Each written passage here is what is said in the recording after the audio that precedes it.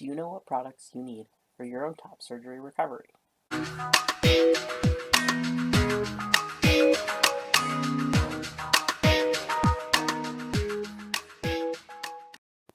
Hey folks, I'm Mason Luke, and today we're going to be talking about product recommendations for post-op recovery from top surgery for transmasculine people.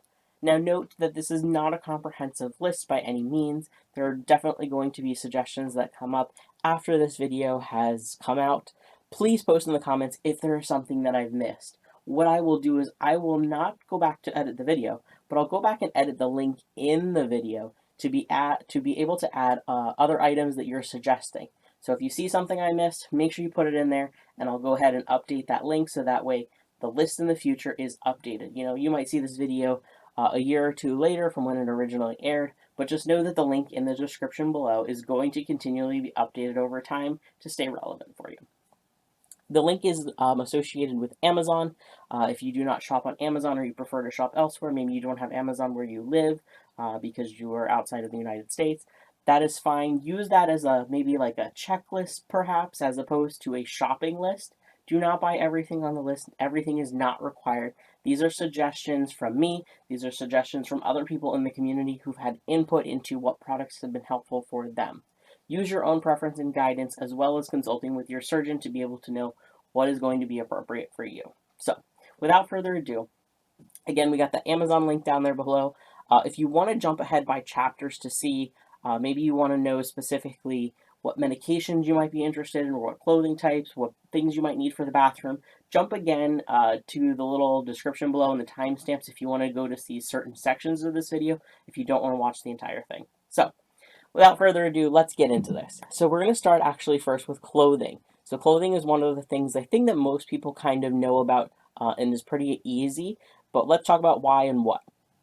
So I found what was a little bit different than what other people suggested is a lot of people like button down. So something that can easily get closed over the body and then get buttoned up this way, or you can leave it open if you really want to. Something that you can easily access your binder, you can easily change your garments, your wounds, you know, to be able to take care of them. So button downs are usually like the #1 suggestion when it comes to top surgery clothing. I personally preferred, and I'm going to say get old ones or get used ones. Like don't go out and buy new shirts because you're going to ruin them. So this is a basic V-neck white t-shirt. You can see it has lots of like probably stains on it. Basic V-neck. So, and this is also a more fitted shirt. So what I recommend, and this was based on a suggestion from my personal surgeon, so again, consult with your surgeon if it's appropriate for you, was the binder that I was wearing that wrapped around me post-op really rubbed into my armpits, so much so that it was leaving me sore, and it was giving me a lot of irritation. So my surgeon actually suggested, do all of my dressings, do all my wound care, and then put this on first. It has a sleeve and it's going to protect the armpits. Then put the binder on over top of it so that way I'm getting the softness, the skin protection, with the binder still being able to do what it needed to be done. But it is a size down, so it's more fitted.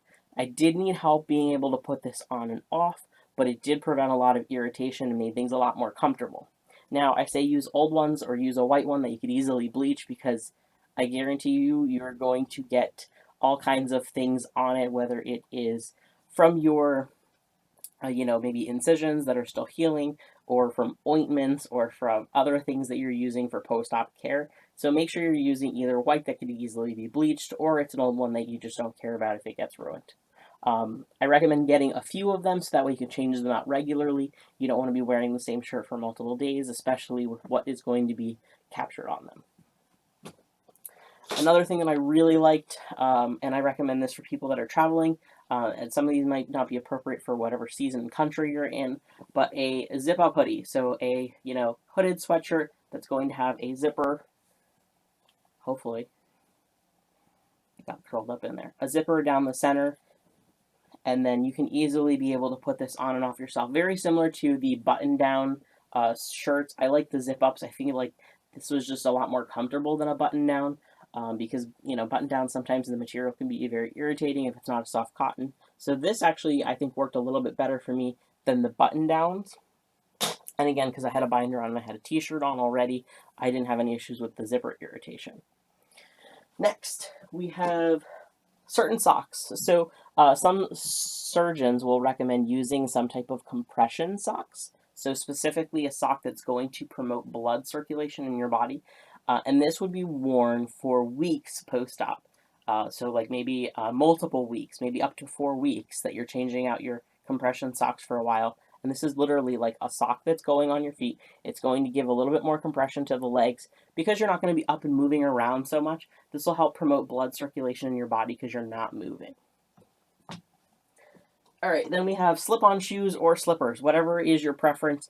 I personally would say rather than this style, get one that doesn't have the whole back cut on here, something that easily slips on. I found that these ones, they kind of compress down a little bit if you don't get your foot in just right. I also really liked wearing Crocs just because they were easy to slip on and super comfortable. Something that you can easily, walk around the house comfortably with if you have to walk outside for any reason. Slip-ons work so much better. You're not going to be able to bend over and tie your shoe, so slip-ons for sure. Speaking of bending over, this is probably my number one product recommendation for people that are post-op, especially if you don't have someone that is going to be by your side for weeks of recovery, and that is the grabber. So you guys have probably seen something like this before. It is recommended for people that can't reach very high, so you would use this to kind of like grab up high, and it's just a easy trigger mechanism. You can do it with one finger, and this actually is a fold-up version, so it can compact for travel if needed. But what happens is if you drop something on the floor post-op, bending over is so much harder. Again, I said you can't really tie your shoes, but bending over in general is going to be a lot harder. So when you drop things, it's going to be worse. You don't always want to call someone to be able to pick up, whatever you just dropped. Having one of these by your side is amazing. I recommend specifically the model that has the springs and the 2 separate pieces with the larger. This has it looks kind of like a suction cup. It's not really, but it looks like it. Makes it easier to pick things up. There are other ones on the market that don't have this style. They don't work quite as well for picking things up, but I really like this particular one. This one also has a lock feature on it, so if you press and hold, you can then actually lock it too, but you don't have to do that if you don't need to. But it does make things a little bit easier. Highly recommend this product. And that, again, is in the Amazon description for that specific item. All right, let's go into, that was sort of like sleeping, or not sleeping, clothing related. If I go into sleeping related or travel related, I'm going to say these 2 products are some favorites. So if you're going to be doing any type of traveling, I highly recommend a travel pillow, whether you're post-op or not. But this makes things so much easier for sleeping. So you're going to do a lot of sleeping post-op. Getting in the right position and the right comfort for maybe sleeping in a chair, sleeping in a bed that you're not normally sleeping in that position where you have to be upright or you have to be laying on your back. I know I'm a stomach sleeper or a side sleeper. I couldn't do that for probably 2 months post-op. So using something like this or some of the other product pillow suggestions in the Amazon link will really be helpful for considerations of how you might need to be able to adjust your sleeping positions over the next several months. But this one's just a simple travel pillow.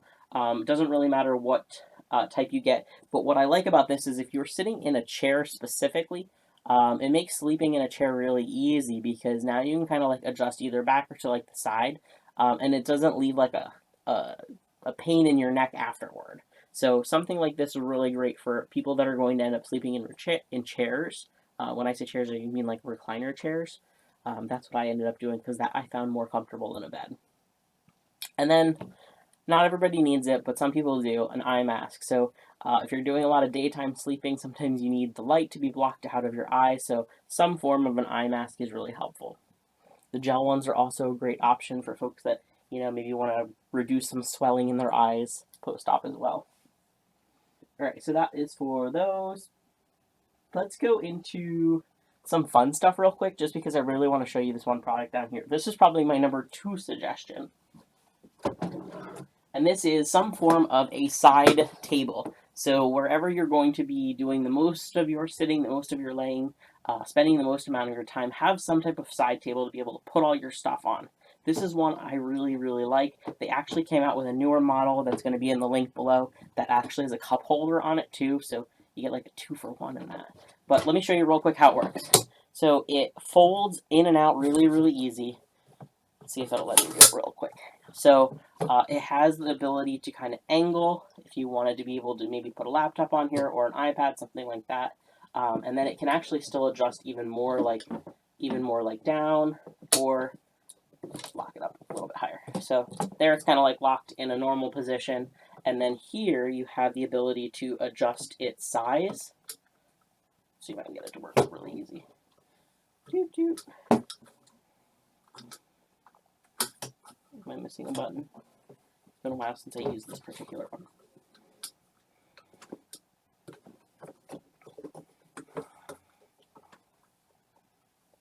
Okay, not figuring out the mechanism at the moment. But I know that it is easy to work once I have it memorized how to use it. But the idea is that somehow it's going to be able to raise up as well. I believe that it does an even higher height adjustment. But, oh, maybe that's for that thing.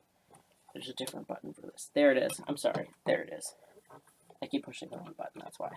So this one allows you to do 1, 2, 3 heights. So there we're at the top. And this is great as a side table. I love the feet on this because it can easily like slip in underneath chairs. It can slip in underneath the bedside table. So if you're like sitting, laying down, you can just kind of slip it in underneath.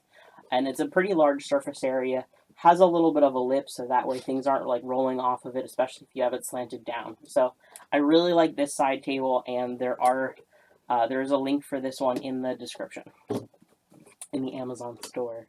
Alright, let me fold this one down, put it out of the way. Along those same lines, you're going to be doing a lot of things, probably from one specific place. I recommend getting some type of power strip to wherever you're going to be sitting, make things a little bit easier for you because you're probably going to use a lot of electronics. So, highly recommend, whatever your phone charger is, get an extra long cord. I think this one's like a 10-foot cord because you're going to probably be on your phone a lot.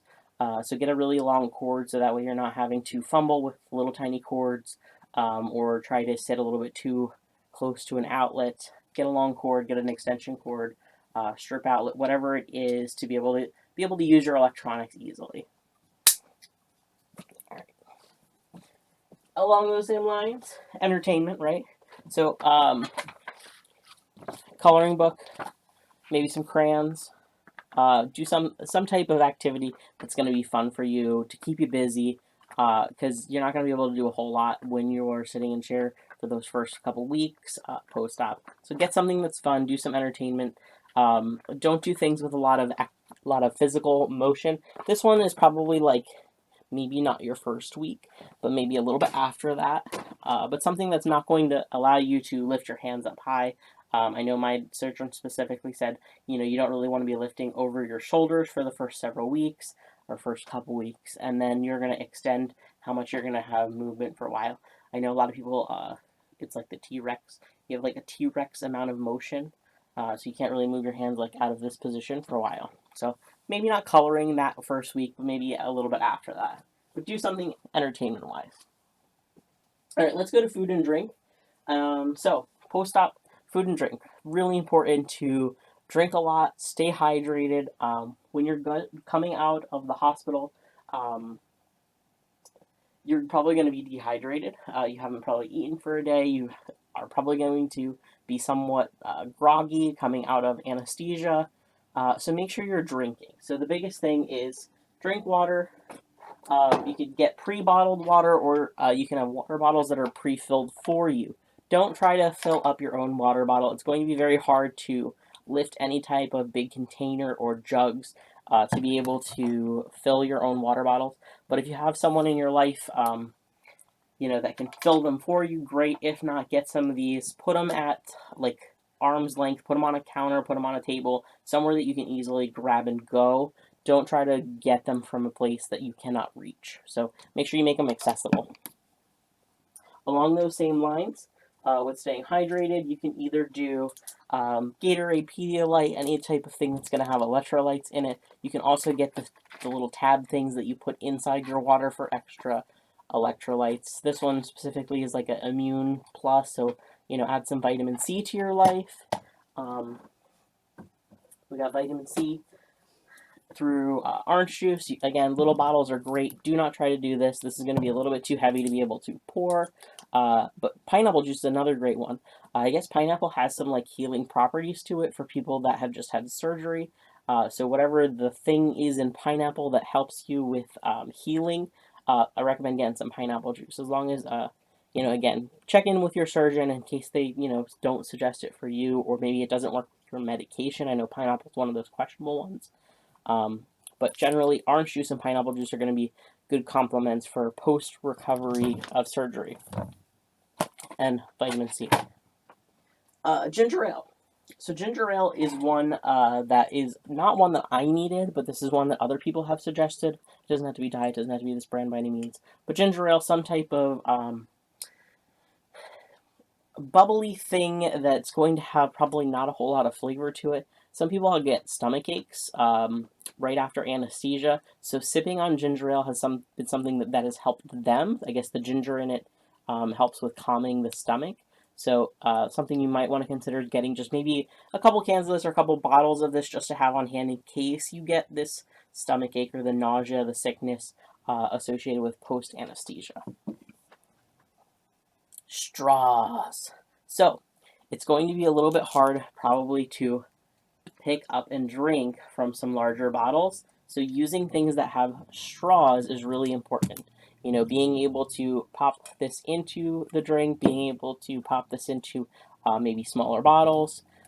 Definitely have some straws because you're not going to be able to do some really big lifting on some product or some of the bottles. If you have a water bottle, maybe make sure it's one that has a straw type in it, not one that you're picking up, just to make things easier. All right, what else we got? Tea. I'm a fan of green tea, herbal teas, anything that's going to do a little bit of relaxing for you. You might want to consider. If you're a tea drinker, great. If you're not, maybe it's not for you. It doesn't have to be this brand, but maybe consider a green tea or herbal tea, because those are ones that are going to be probably, as this says, the most stress relieving for you. All right, then we got healthy snacks. Specifically, pre-portioned snacks. If you're not a healthy snack eater, that's fine. I'm going to push for healthy snacks just because, you want to be healthy after you have top surgery. But maybe things like protein bars, protein cookies, maybe not granola bars right away, depending on what your surgeon says. And it might not be the best going through your body like when you haven't eaten in a couple days. But protein bars are great. Healthy snacks that are pre-packaged are going to be really easy to grab and go. You don't want to be able to prepare your own meals for you, prepare snacks for yourself. So having things that are easy and accessible to take with you. Also great for traveling too. You can easily slip these into a bag and be able to have munchies on the go and not have to worry about what you have available or having to go get it, because going to get it is going to be even more tough if you're on your own. All right, now we're getting into the bathroom line. So I'm going to start at this end and I'll work my way over just to make things easier. But medications, we're just going to do general medications. Consult with your doctor to know what is appropriate for you. Again, people have mentioned multiple times that they had issues using the bathroom after having surgery. So stool softeners are one that is a constant recommendation for folks to be able to use the bathroom. Allergy meds, it doesn't matter what type unless your doctor specifically instructs you. A lot of people get really itchy post-op, and generally Benadryl or some type of allergy medicine is recommended for post-op itchiness. It was a thing. I don't know why, but it is. Alright. We're going to save that one for over there. And now I'll just do them all together. What the heck? Alright, deodorant. You will probably not be allowed to use deodorant for probably your first couple weeks, especially if you have any type of incisions that come near your armpits. Ask your surgeon what type of deodorant you're allowed to use post-op and at what point. They may say don't use deodorant for a few days. They might say don't use deodorant for a couple weeks. Ask. One of the things that I found that was allowed was a crystal deodorant, because this is going to be pure, it's going to be natural, it's going to be safer on the body, and it's not going to be something that's going to irritate the skin. It's, a fragrance-free. You're not going to have things that are interfering with your post-op incisions. So consult with a doctor with what type of deodorant you're going to use, but this is one that I found was able to be used. And it comes in a spray form and a stick form. Sunscreen. You should be having your scars covered for probably the first 2 months at least to like 6 months, depending on what your surgeon says. But make sure after a while, and you are going out in the sun for whatever reason, you're using sunscreen. It doesn't matter, again, the specific type. You probably want something with a higher SPF, because that's going to be able to prevent scarring on your incision lines. It will make them very, very red and irritated if you're not using sunscreen. But it might even make them irritated if you're just exposing your scars to sun for the first time. So while I don't recommend going into the sun post-op, make sure you're using sunscreen when it is appropriate. All right, let's do this one first. Cough drops. You might be asking, why do I need cough drops? This is one that I questioned. So when you're under anesthesia, a lot of times they're going to put a tube into your mouth to make sure that you're breathing during your surgery. That tube can cause irritation to your mouth for the first couple days post-op. If you're having the irritation and you're having the coughing hurts really, really bad after you've just had surgery on your chest. Can you imagine how many muscles it takes in your chest to cough? Like, it hurts. Get yourself some cough drops to be able to soothe the throat so that it's not going to be an irritation and not creating more pain for you coughing than what it is just in your mouth. So cough drops, highly important. It is not something that everybody experiences, but it's better to have a couple of them on hand. Get, like a $2 bag of cough drops. Be preventative than need it later and then not be able to get them quick. Lotion. So your body is going to be dehydrated again post-surgery. Using a lotion is going to be something that is going to be able to help you post-surgery with keeping that moisture in your skin. You can use it for your whole body except for the area where you've just had surgery. Don't put it there because you don't want any irritations in that area. Get help, get assistance from somebody like a family member or loved one who's going to be able to help apply it to you, since you probably cannot do it to yourself either. All right, scar care. Let's go into scar care. So right after surgery, you're probably going to use a lot of Neosporin, a lot of Bactricin, whatever it is that is going to help close your wounds.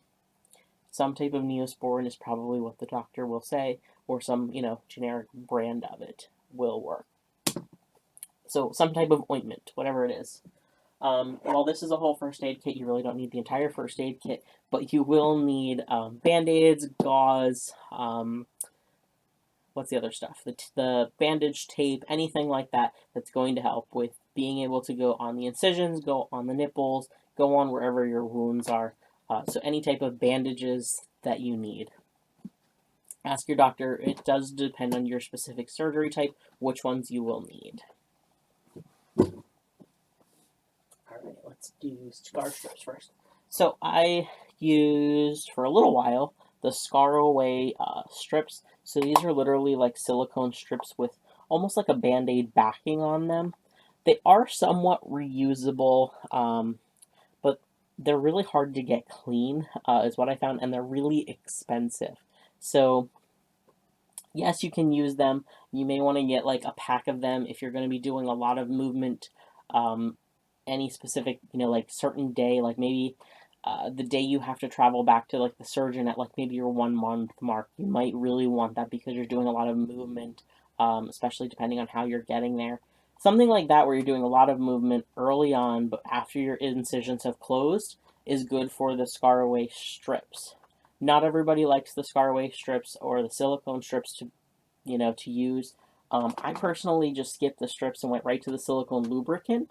I found, and I have many, many reviews of this. So this is Uberlube. It is a silicone lubricant, literally like you would use for sexual purposes.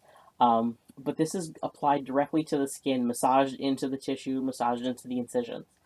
This one does, it's a pure silicone and it has vitamin E in it. That's it. So very, very clean and natural. You don't have to worry about, what's in it. It's safe. But it is something that I personally used on my scars, and it worked wonders at keeping them moist, keeping the irritation down, and helping with massage to be able to get them a lot smoother. I wish I would have realized I could use this sooner than I did. Again, I used the silicone scar away strips, and they were a pain. And I found that this was so much better and kept my skin so much moister, and the incisions moister for better healing. So this is something I wish I would have had. You can get this on Amazon, or you can get this actually on my website. This is one that I do sell. Highly recommend that product. That's something that you would use after your incisions have fully closed and you're ready to start with massaging the incision lines and making sure that you're getting the blood flow there and the healing to that specific spot.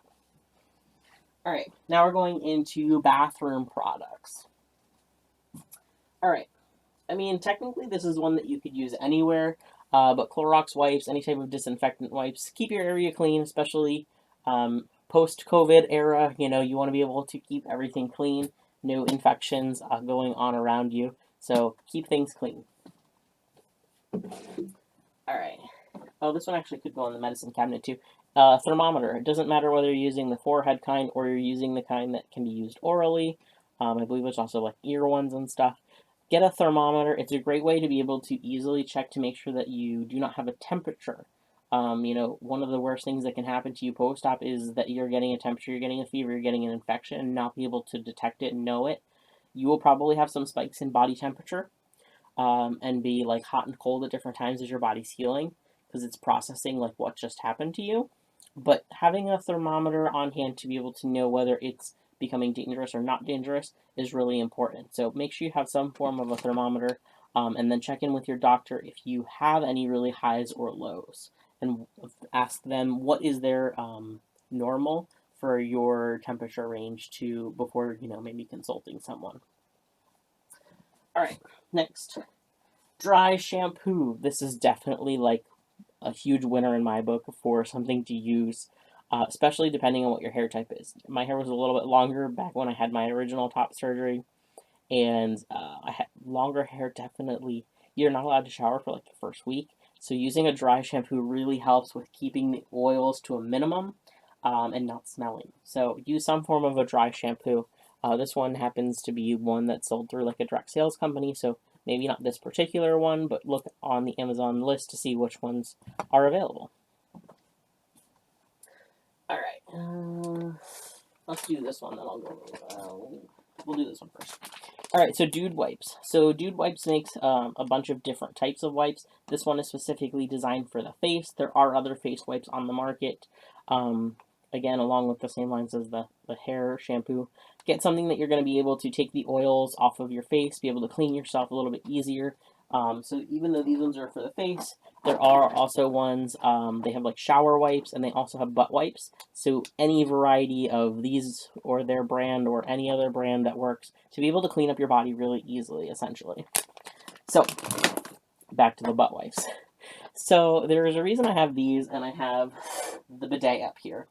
So we talked about the stool softener earlier, right? So you may be really constipated.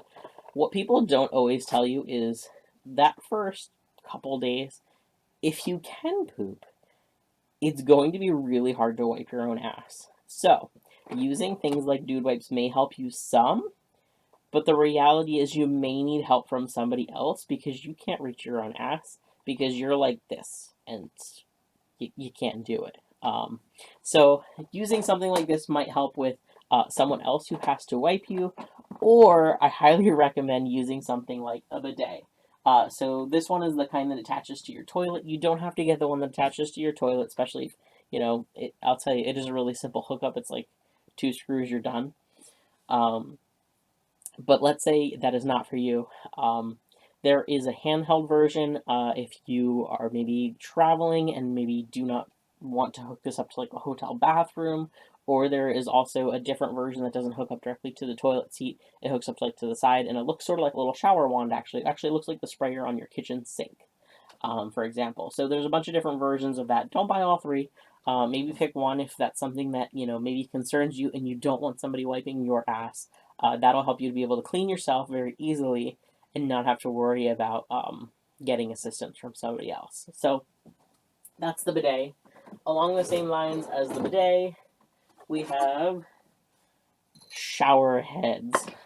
If you don't already have a flexible shower head, one that can easily be removed, you only have the fixed one at the top, I highly recommend getting one of these just because it's so much easier in general. I have one that's like permanently attached to my shower, so I didn't have to go out and technically buy one. But this is literally, maybe like a $15 item, maybe 10 depending on where you're buying it at. But it's simple to just unhook from the shower head, be able to hook this up. I don't think that this one had like the little thing that it like holds into, but this is going to help you out tremendously when you cannot shower. So this is sort of like bordering the lines of showering and not showering. So this is a way that you might be able to stand it inside the shower and maybe be able to at least shower like from below your chest down.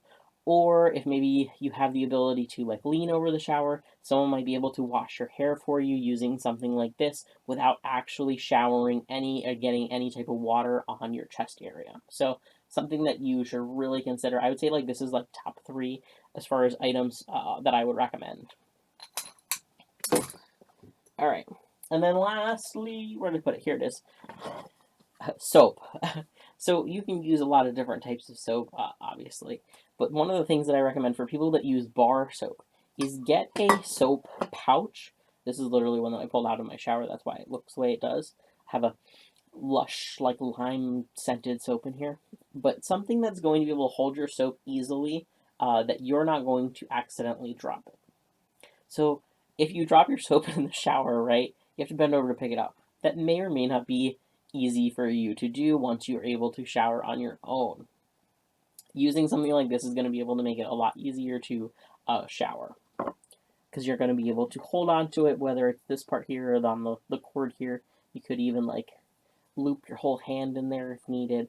But something like this makes it a lot easier. The other thing I recommend that I do not have to show you is the loofahs that are on like a stick, or the sponges that are on a stick. Something like that works really well, especially for getting your back without having to like reach all the way around. You can kind of do it from over the shoulder, or from around the back, and then you have maybe an extra like 2 feet of space to be able to reach body parts that you can't reach. Or maybe even like standing up, you can now reach like your toes with it being on a stick. So anything like that that helps you be able to get to different parts of your body to clean them without actually bending over and working any muscles in your chest that could make your incisions open up. So all right, that's what I got for you guys today. Again, if this was helpful to you, go ahead and make sure you hit that like button. I appreciate all of the extra likes.